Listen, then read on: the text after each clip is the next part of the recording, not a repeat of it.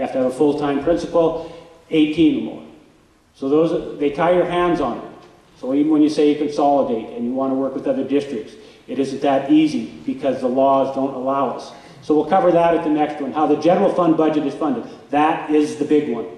The general fund is what most parents are concerned about. It's the teachers, it's the supplies, it's the equipment, it's the heating, it's the athletics. All that is within the general budget. The general fund reserve, impact of salaries and benefits, 80 to 85% of our total general budget are put on salaries and benefits. And as we all know, and I don't have to tell those in the business world, the impact that health insurance has had over the last 10, 15 years. Then on January 17th, the other major funds other than the general fund will cover the transportation, completely separate. Retirement, adult education, technology, flex, tuition, debt service, building reserve, food, athletics, high school, junior high, and K-6. So we'll cover all those at the January 17th. So you'll have a better idea of what each activity costs in our athletic program and our sports at the high school and junior high and K-6. And then all those other budgets above. Some of those you get a chance to vote on, most of them you don't. Most of them are called permissive levies. It's either put upon you just because that's the way the budget is and we pay the taxes on it.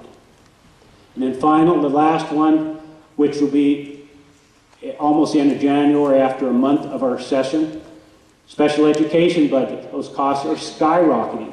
And Montana funds special ed, one of the worst in the country. And those costs are pushed back to the local school districts.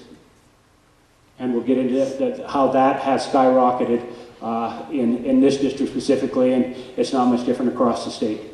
Federal and state grants, title programs, almost all of our staff development, our trips to Vegas, our trips to Park City, our trips into Missoula, our trips to our state meetings are funded out of federal grants. They do not come out of the general budget. Earmarked for staff development. And so that's where you see a lot of those things when you think we're using general fund dollars and local taxpayers. They come out of that. Then we'll look at by then I'll have a better handle on the potential general fund deficits for 2011-12. And then February, April, phase 2, balance the budget. So when we get into February, March, and April, we have another group in the district called the district leadership team. And we come back at our second meeting next month on December 6th. And we have our staff from all the buildings, majority of teachers make up that committee. We have a school board member that's coming, officer from the Booster Club, officer from the Chamber of Commerce, another officer of the PTO. And so we're having representation so we get this information back to them, and then we'll be meeting and looking at the options with the Board of Trustees. So when it comes springtime, we'll have a better handle of balancing the budget. And that'll be phase 2. And then goals, be ready for school cuts if necessary. And we're just going on what everybody is saying. Maybe something will happen and it won't, but we're just being ready. Understand school funding process, understand impact of loss of students. That's the biggest one. And improve communication between the school and community, and create the background needed for phase 2. And there we go. We mentioned that before on A and B, how important that is.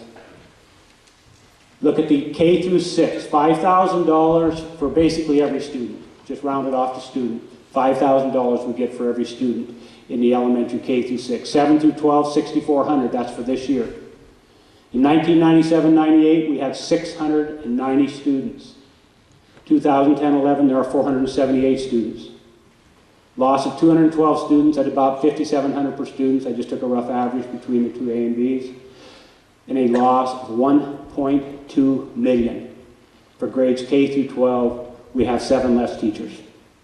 With benefits, average teacher salary, that's about $350,000 if we had those 7 teachers back. 1.2 million. We wouldn't even be having this meeting. We have $900,000 we wouldn't know what to spend on. If we had the same enrollment we had in 1997-98. It's that big a difference. So that's how much less we're having to work on now, and at the same time health insurance costs are escalating, as well as utilities, gasoline, and etc. on cutbacks. So that's, you just think $5,000 a student. 5 new students come into the district, 25,000 bucks. 5 students leave, $25,000. Now, when you look at the handout at the legislative committees, and this was a committee set up to look at how would we balance out the state, and you go through your handout. And they all either raise local taxes or take away money. Now, if you look at number 1 and number 2 in your block grants, and if you see those, you will see those will really raise taxes in the block grants. The block grants was called the big bill, where all of a sudden the state took away all the local monies that we used to generate from the West. The West was the rich districts. And they took our money, took them to the state, and then they give them all back around the state. And so when we look into the block grants, if they take away that, we need to back up, because I will sneak in a little bit about the general budget. And this is where you get into the jealousies, the miscommunication, the fight between the courthouse and the school district. Because the school district is funded regardless of where the money comes from. You have X number of students, you get $1 for your budget. Your taxes may skyrocket through the roof, or your taxes may go down, but we get $1. We get $1, regardless of what it does to the local taxpayers. The courthouse, on the other hand, is funded mainly under the valuation of your mills. So when they gave the tax breaks about 10 years ago to the public utilities, our taxable valuation in the county used to be around 37, 38 million. Dropped it down, I think, almost to 23, 24 million, which meant one mill no longer generated 38,000, but 23 or 24,000. Their budgets just got cut because they're based on mills. And at the same time that they got cut on their mills, what was happening here in the school district? Our enrollment was going up. We had gobs of money. It's when we expanded things, it's when we built things, it's when we had money to do the softball fields. All through that influx, we had money while the courthouse was having to drop. We were able to expand because we're guaranteed X amount of dollars based on our A and B. So when you get into the block grants, when you get money from the state, if they take away that money, we still get $1. The state doesn't give us that 20 cents or 15 cents. It's going to come from our local taxpayers. That's a tax increase. When you look at the direct state aid, that's just obvious there. When you look at what the direct state aid is now, and I think it's about 47, 48% or something like that, and that would drop down to in the 30s, we still get $1. Doesn't decrease our dollar. It just means it comes to the local taxpayers. So if they pass that one on number 3. Basic student entitlement, that's a given. You know, if it's not 5,000, it goes back to 4,500. That's less money we have to operate on. That takes away dollars from us. So if they decrease our basic student entitlements, then when you plug in your student count, instead of getting to spend $1, we only get to spend 90 cents. That's a cut in revenue for us to operate as schools. With lower taxes, but we'd have less money to operate on. Number 7 is the flex fund. That's why you see some things, projects being done as I speak. Because the flex fund, districts across the state are using kind of to take care of our emergency fund. School districts used to be allowed to have 30% of their general budget in reserve. So if they had an emergency, they had an extra 30 cents. They budgeted $1, but I got another 30. I got $1.30 really, because I got 30% over here in the budget. So if I had an emergency, I could dip into it. They lowered that to 10%. And you stop and think about that for a minute. Our monies do not arrive until after November. We have July, August, summer expenditures, September, October, and November payrolls, and health insurance. And we have no revenue, because nothing has come in yet, because taxes don't start to rise until late November. So we're kind of running in the red. So that 10% is not enough when you really figure it out. It's more like a third. And so that's where, from the county standpoint, they look at the big picture. So they're robbing from other departments to pay us to get through till November. So when you look at the flex fund, what school districts did there is you can, with approval from the Board of Trustees, transfer end-of-the-year funds up to the amount the state gives us in transportation to the flex fund. Now, when PP&L did their tax protest years ago, we saw what was coming. And when we had an in-service in the boardroom, Lance Melton explained this process of the flex fund. We immediately saw a liability waiting for us down the road with the protest. So we started putting approximately $70,000, $80,000 end of the year from the transportation budget left over into the flex fund.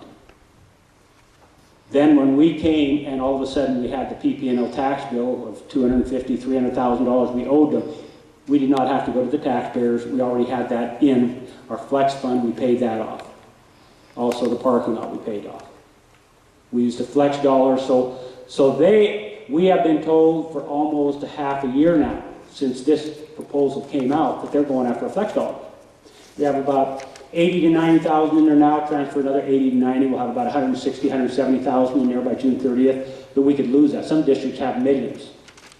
So we've been taking those items that we term emergency-based, maintenance-based, and taking care of them this year. The walking down on the playground, which is a liability, the heating. Any maintenance item right now I'm fixing because I'm thinking ahead to spring. When you see the bottom line over here, if we have to cut $250,000, $300,000, I'm projecting it for 3 years. We may have zero maintenance fixed. No uniform for athletics, no fixing of windows, no fixing of any breakdowns, no concrete, no nothing. No summer maintenance crew. Be done by our current custodians. We're going to have to freeze all that. Well, if we're going to freeze all that, we better have things clean shipped by June 1st. So the flex fund now is being used to almost cover the things that we may be able to do without for 2 or 3 years till the tide changes. And beside that, we could lose them with a stroke of the pen at Helena.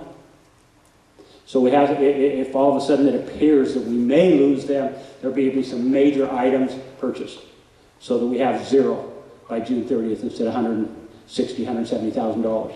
So that flex fund is really scaring a lot of schools, and we've been told by MTSBA and school administrators to spend it. We aren't really spending, we're just whittling 5 here, 10 here. The playground project, I think, was around $11,000 there, coming down with the safety that we're finishing up on the other campus. And then the consolidation is one that's really hitting the eastern part of the state. You know, here, when we look in this valley, what do we have? Paradise up the way, Trout Creek's about it, if they were to consolidate. Each of the mountains, up in Flathead Valley, you've got schools 8 miles apart, 5 miles apart. And they're looking at saving money. Now, that does not save district money. That saves state funding. In this county, we could easily, I'm not saying easily, we could have one school district. We would lose $750,000 of state funding if we did. Would we be able to save $750,000 if we had one school district? Because right now, Hot Springs, Plains, Thompson Falls, and Knoxon are all getting about $260,000 for their high school under a basic entitlement. When you have one district, you only get $260,000 for a high school. So in Billings, with their 3 high schools, we get the same amount as all the high schools combined in Billings.